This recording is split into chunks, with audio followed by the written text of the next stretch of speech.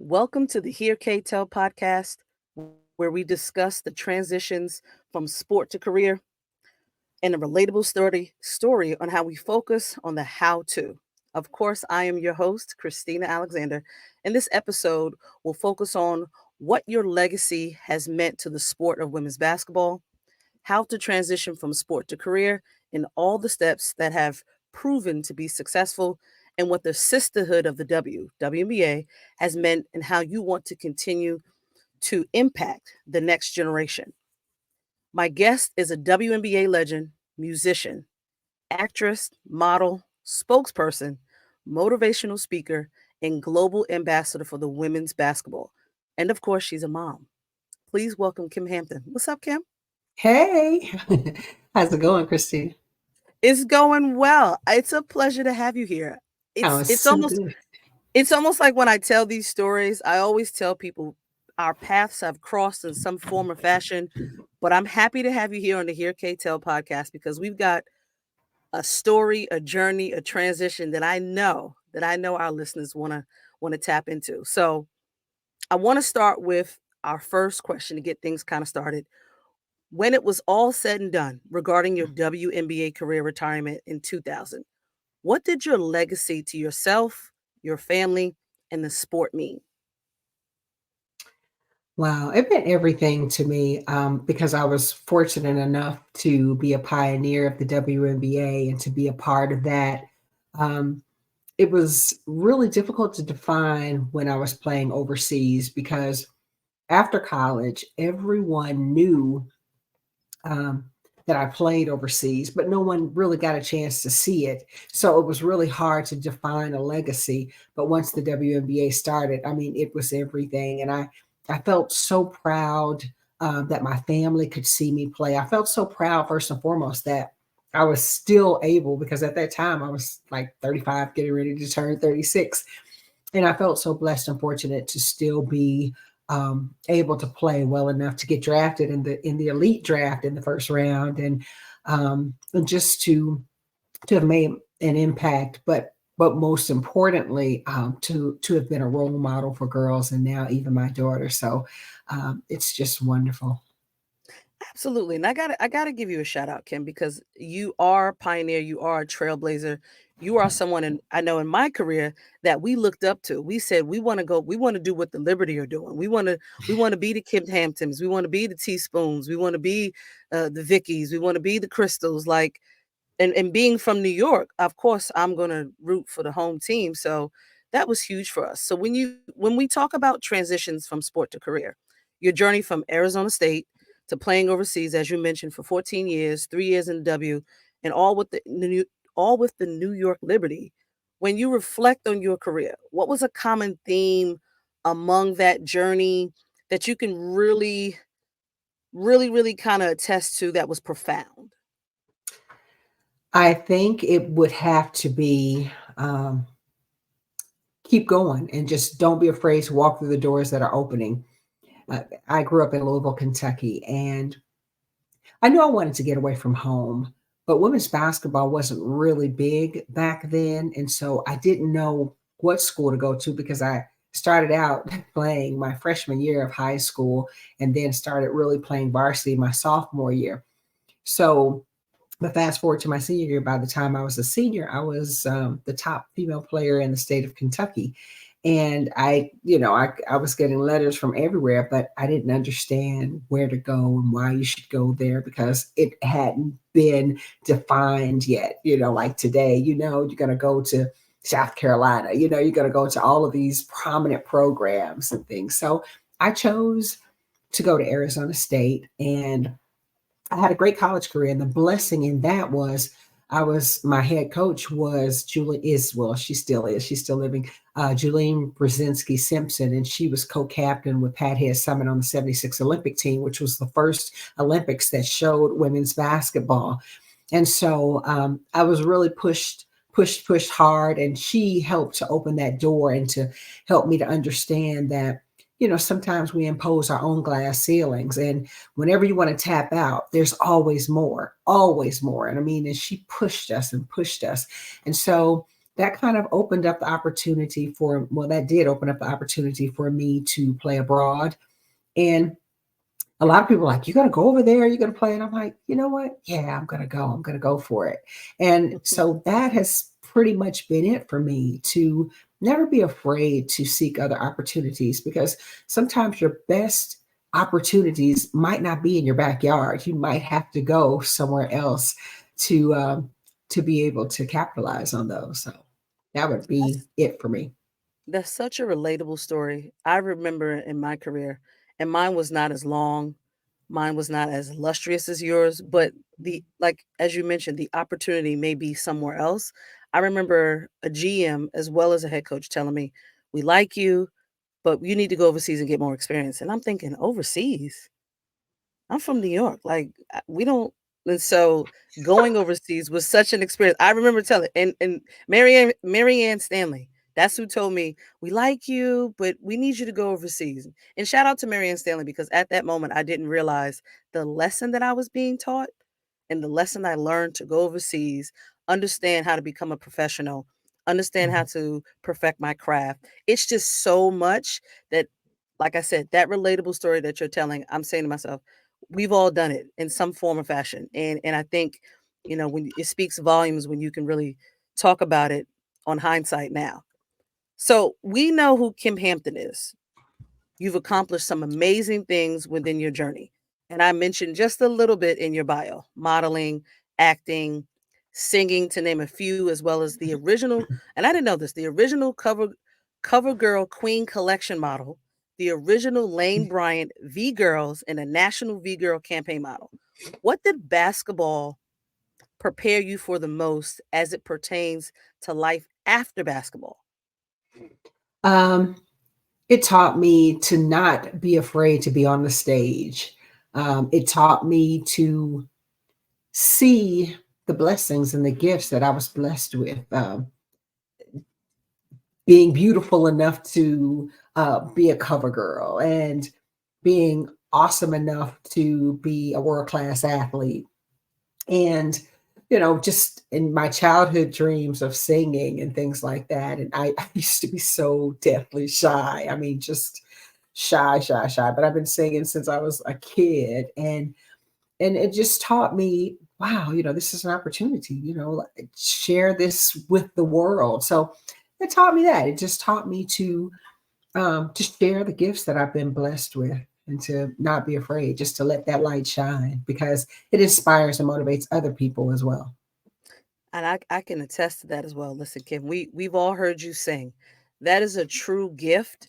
And sometimes I often ask, does God give us two gifts? Does he give us more than one?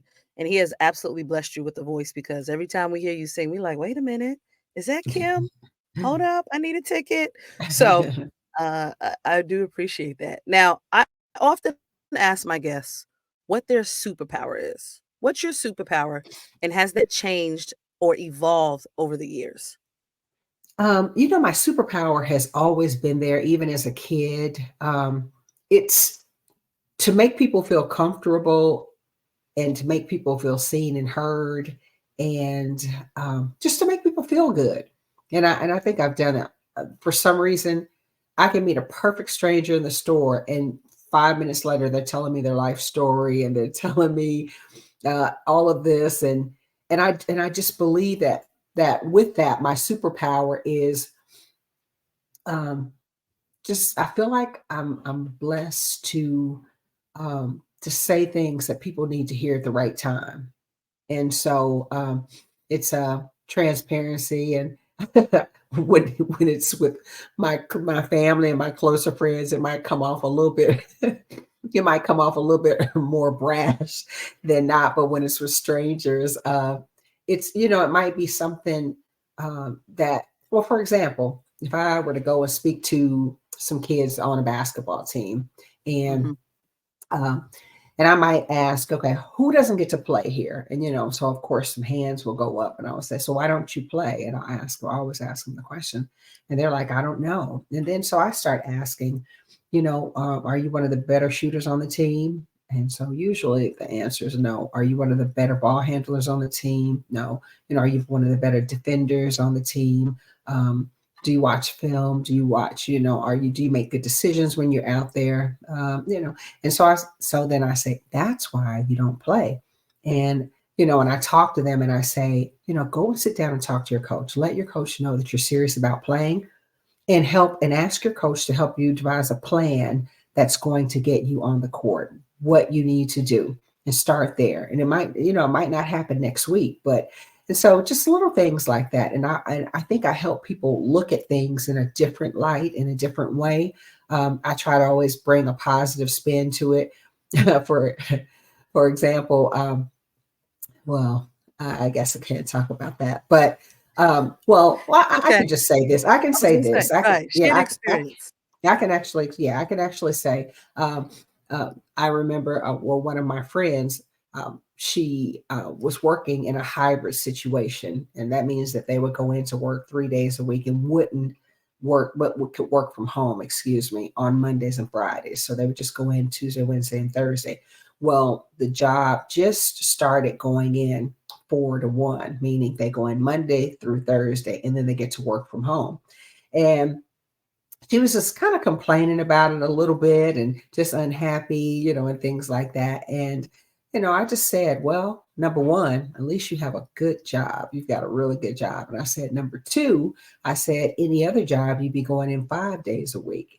And I said, and number three, it just allows you to build more relationships, because if we just work from home, then we miss out on so much. So now you get to go in, share that big personality and let people know who you are. And then that way, who knows, that could lead to maybe you getting a promotion or just lead to you learning more stuff. And so she was like, you know what?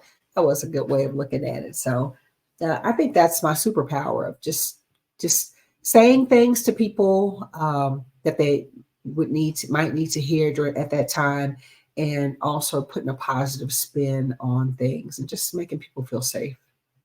I love that. Certainly, certainly, we all could use a positive word, especially when we don't realize that we need it, that we needed that comforting, that support, and so, I could definitely attest to that. Now, let's pivot just a little bit because transitions are a part of life, especially sport. As you show up every day, I want you to give me one word to headline the women's game today, but post 2013. Now, I want our listeners to understand and our viewers to know that I'm talking post 2013 because that's when Instagram, Twitter, and all those social medias really took off. And then I want you to give me one word to headline the women's game from the 80s to 2013, because that was a part of your era. And then I'm going to ask you the third question after you answer those two. Okay, so first from post 2013. 13 and Okay, on to now. Yeah. I would say my one word would be dynamic. Mm-hmm. Dynamic. Okay. I just feel, I feel the women players are just, it is just amazing just to see the growth from, let's just take the WNBA from when the WNBA started to where the WNBA is now. And then you look at the collegiate players and even high school players. It's dynamic. That's the word now for me. Okay, and what's the Yeah. second era? So one word to headline the women's game from the 80s to 2013, which was pre social media. Because a lot of people don't understand before the social media, we still had women who were dynamic, who were good, who were doing great things. Hmm. You just didn't have the access to it. So Hmm. what's a word you would describe for that? Uh, I don't know if it can be just one. Can it just have to be one word? You can give me two, Like, you can give me three. okay, okay. Uh, the first thing that comes to my mind is like a silent assassin. And Mm. the reason why I say that is because there were great players, back in the day. Oh my gosh, you look at, like I said, from the 76 Olympic team on and on up to all of the Olympic teams to that 2013. But we just didn't have the social media platforms like we did do now. And TV wasn't as prominent as it is now. And so we weren't seen and heard as much.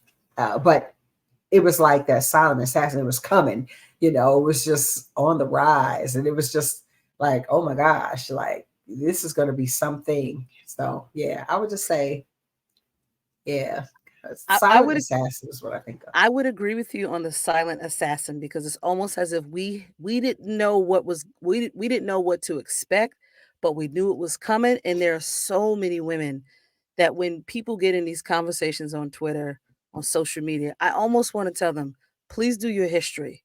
What you see now did not define the women's game. There are so many women, and I want to talk about my favorite was Teresa Edwards. I was like, if you never seen her play, shout out to all the other players. I mean, I've worked out with Spoon and Dawn and even the McGee sisters. Like, but Teresa Edwards was my listen. When I get older, I want to be like her. I don't think people realize how many women were just, whew, yeah, history class. Yeah. A definite Yes. history class.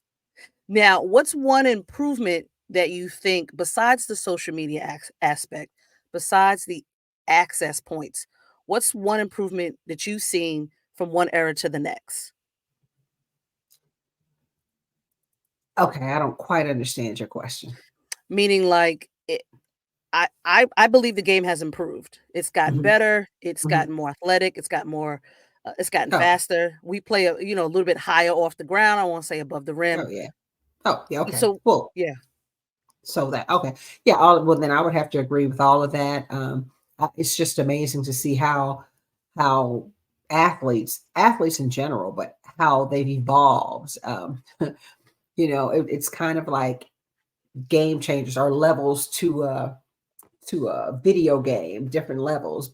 You look back in the maybe 80s and 70s and things like that, and women were doing certain things. And now you fast forward. I mean, women, did you see the kid, South Carolina, where she went behind the back, she crossed over, went the behind point the guard. back, and then reversed it. Yeah. Oh my God. Just things like that. You got kids dunking in games and just athletically it's just amazing how just humans have evolved. And then just the mindsets, people weren't doing those things, back then. So no one, you didn't have anything to mimic. And so you watch the guys game, and then you watch the women's. And so it's just, yeah, and I just can't wait to see how much more it grows. It's crazy.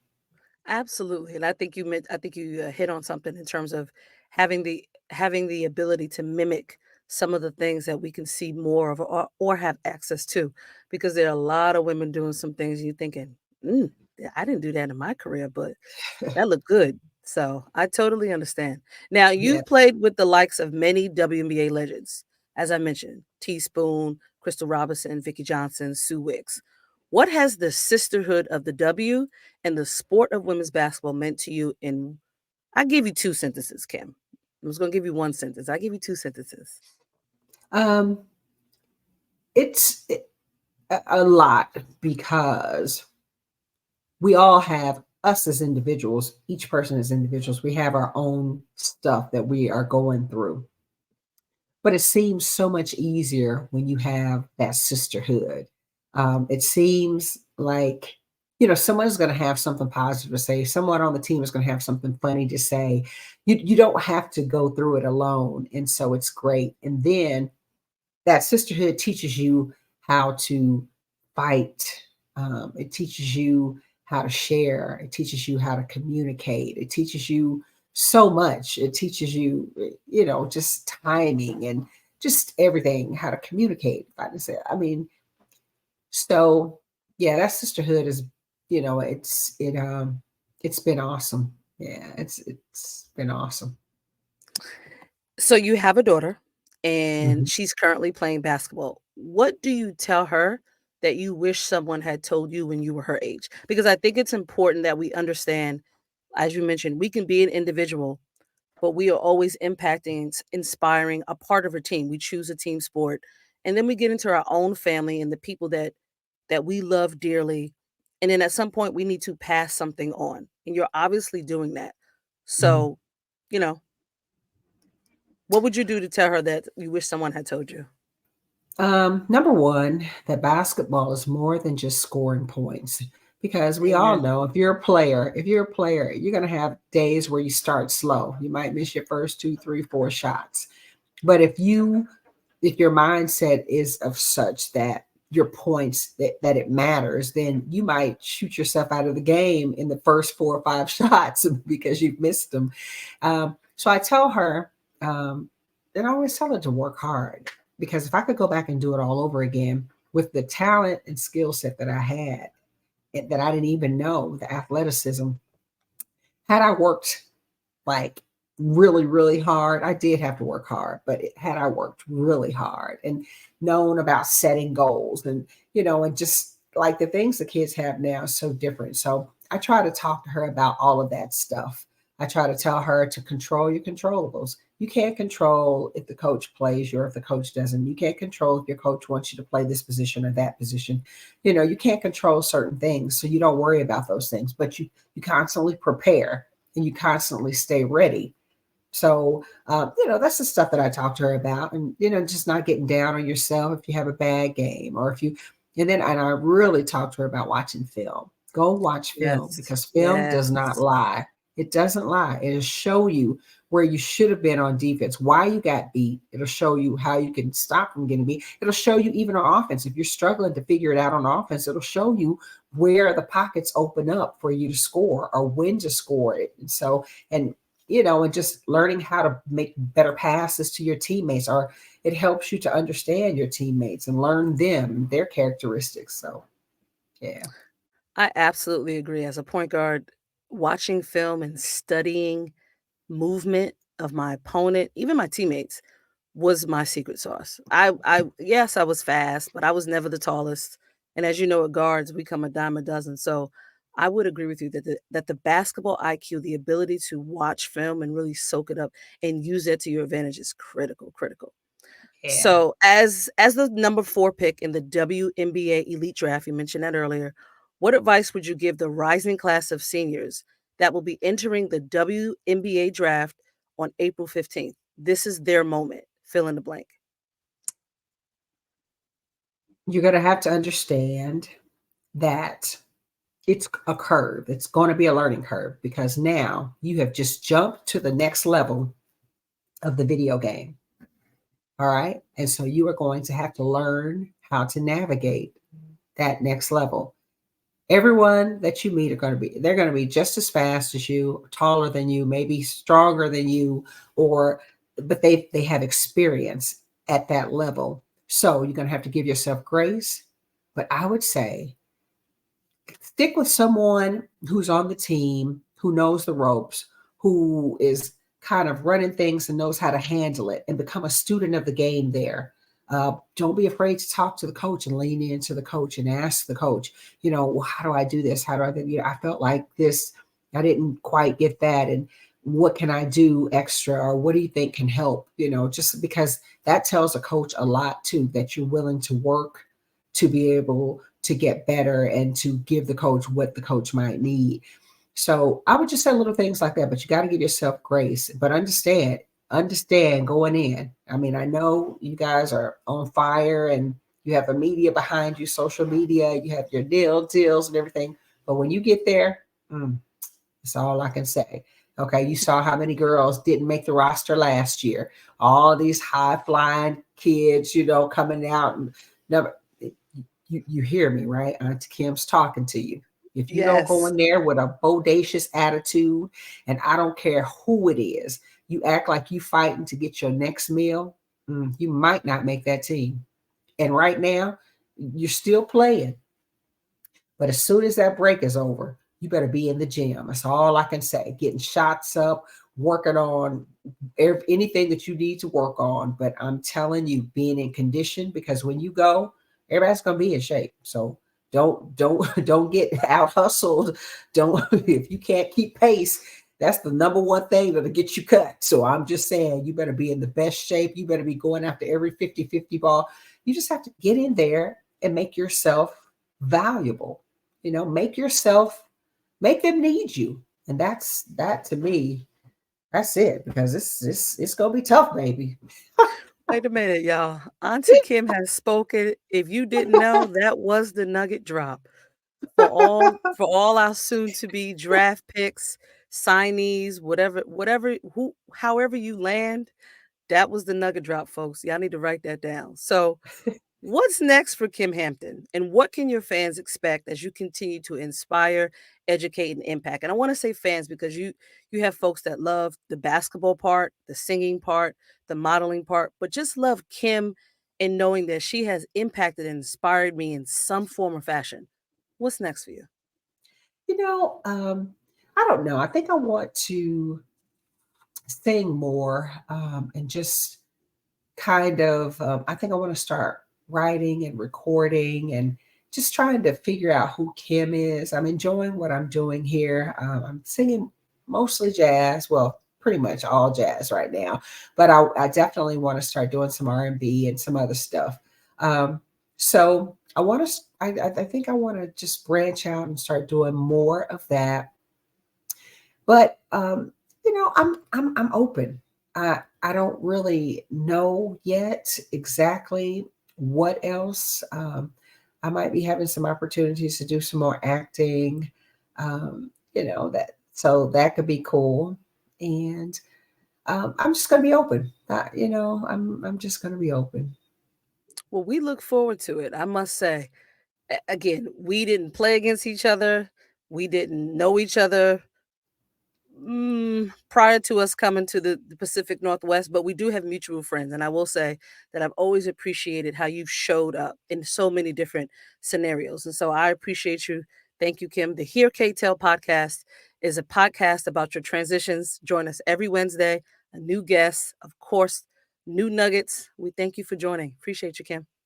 Thank you. And continue to do what you are doing. It is so important for people to hear voices, giving them these pearls. Well, this is the platform. So we thank you. Appreciate it.